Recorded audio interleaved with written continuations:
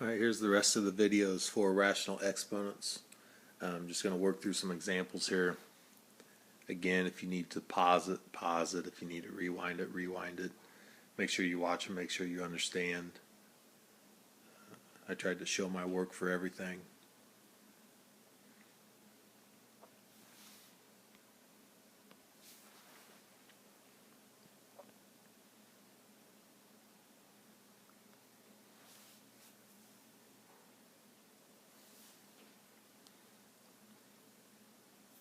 Yeah, I know it's going kind of fast, but you can pause the video.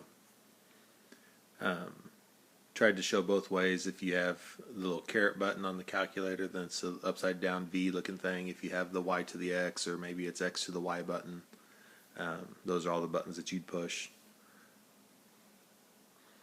Same thing, tried showing if it's the 4 through to 7 all to the third power, how you are changing that to 7 to the 3/4 power. Then just use a calculator.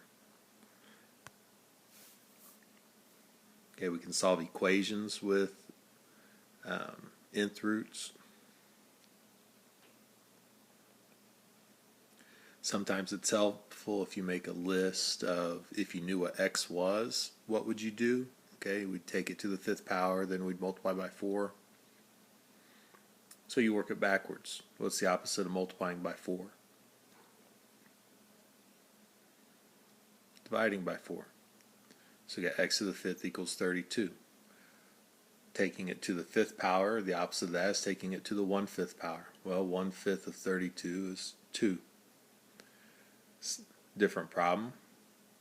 Same idea. We subtract 3 first, then we take it to the 4th power.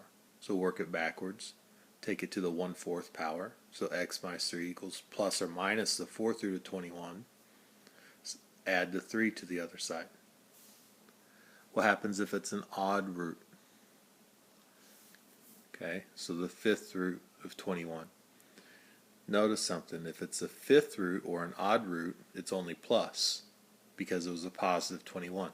If it's an even root, like the 4th root above, it's plus or minus. Like square root would be plus or minus, 6th root would be plus or minus. Maybe on the bottom problem it would have been negative 21. If it was negative 21, it would have been minus the 5th root of 21.